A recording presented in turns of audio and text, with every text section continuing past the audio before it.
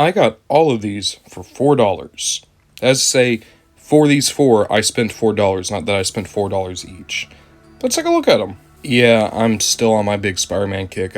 It's becoming a real problem. But let's talk about this, right? So, Spidey and His Amazing Friends, I don't know anything about. I've seen clips on TikTok every now and again.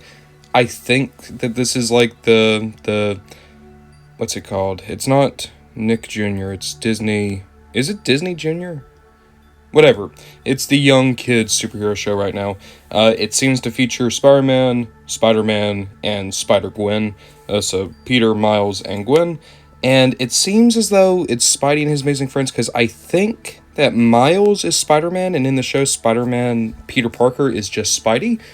And honestly, that's actually a good way to differentiate between them. I dig that. But yeah, I just picked up these four. I wanted to see what the toy line was like. So let's have a look-see. Taking a look at Spidey first, and I think this is really cute. Stands about 4 inches tall, has a huge head, of course.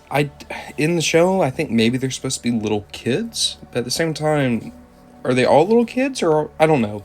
I feel like I'd have to watch the show to understand. In any case, this is a good little Spider-Man. Technically, there are 6 points of articulation. So, you do have a ball joint at the head, get a good bit of waggle up and down. You have a universal at the shoulder, and then on this arm, you have a rotation at the wrist. But you don't have one on his web shooting hand. And then down here, the legs are on a bar joint, so they have to go up and down together, but you can either count that as 2 points or 1 point. I think I'm going to count that as 1 point. So, 5 points of articulation for a really well done Spidey. I like this a lot. I think that he's very colorful. He has a cute, kind of chibi design. It works. He does come with an accessory, that being this little web trap. So we'll clip it onto his arm. Oh. There we go. Can he stand while posing with it? Yes, he can. His big feet are allowing him to do it. That's kind of cool. In all honesty, I would like... Okay, obviously I wouldn't like it in this style. I would love for Marvel Legends to eventually give us something like this. I don't think we've had a gimmick where it's just like him actually shooting the web. It's always like a web that's already been formed and he's either caught someone in it or he's swinging from it. This is cool though. I like it a lot. But yeah, overall, I think Spidey is pretty solid out of this group. Going from Spidey to Spider-Man, I was really expecting Miles to just be a repaint, but this is actually all unique sculpting. Even the head is different because the eyes are a separate shape. If I pull Spidey back in, you can see that the pupils are slightly less wide, a little bit more narrow. And also his torso is different, arms are different, legs are different. It's a unique body. He's also a good bit thinner than Spidey. If you look, he's a little bit more trim, while Spidey has a little bit wider of a chest. With all that said, same points of articulation, but the arms are switched. So now we have the web shooting hand on the left hand and a movable right wrist. I think this still works really well. I kind of like it more than Spidey, just because I kind of think the design works better chibi-fied. It's also more unique. Like, let's be honest, right? We've had a lot of Spider-Man of all types and all forms. Miles is still new enough to where it's actually kind of unique to see a new version of him like this. I say new, he's been around for like 15 years. He has an accessory as well. He's still shooting a web, but this time it spins. That's pretty neat, I like that. Other than that, like, it's same points of articulation, but it does definitely still work. And I could see someone enjoying Miles more than Spidey. I think I do as well, but I think they're still both solid enough for what they are. Moving away from the spider people, we have Electro. So, Electro in this continuity is a woman. And I think in this show, Doc Ock is also a woman. I could be wrong. Actually, I really like the design. I think this is a really good new take on the Electro, just overall look. I love the idea of the green hair. I think the overall shape of the mask is very solid. This is cool. I wouldn't mind seeing like a more detailed version of this look showing up in the comics sometime. Now we do have the same articulation as before, where we do have a rotating wrist. This time, instead of a spider like web shooting hand, we have like a, I guess like a stop hand. That's what I'm going to call this. It's a stop hand. I guess it could be like a bring it on hand. Bring it on, old man. Bring it on.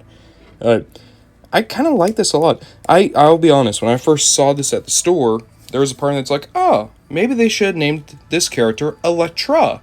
And then I remembered, oh, wait. There was already an Electra. Looking over at the rest of the body, though, there is a peg here. So the accessory is this weird kind of lightning bolt thing.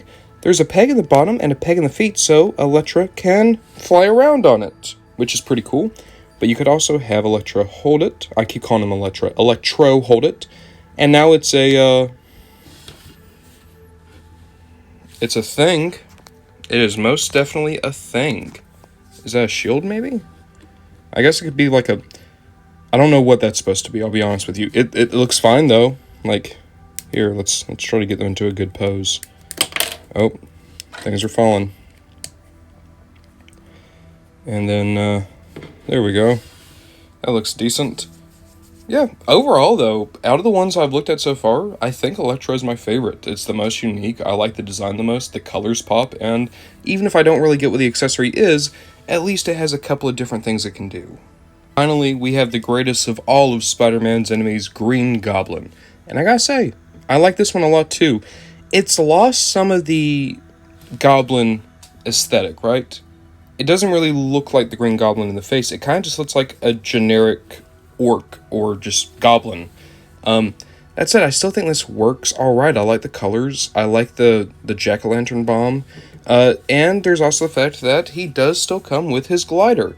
Thing is, his glider is... Oh, well. His glider does have a little bit of paint for the front of it. Otherwise, it's kind of boring.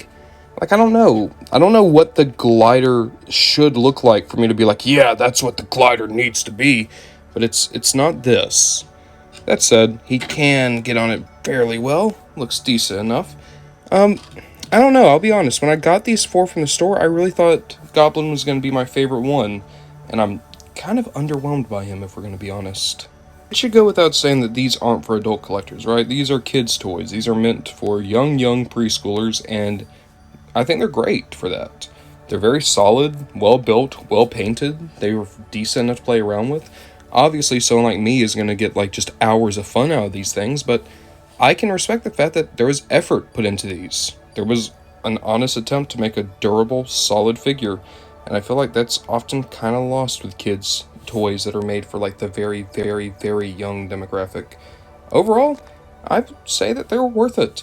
And if you're someone who maybe isn't super into toys, but just would really like one of these designs, or like a very durable, very simple, like, I don't know, thing to put on your dashboard or your desk, like, these are good. Especially those 2 Spider-Man and Electro. Goblin's fine too. But I feel like the reason I'm so happy that I only spent $4 to get these 4 is because it feels like the 2 Spiders and Electro would have been worth $4 just by themselves. But overall, I like them. Very good job.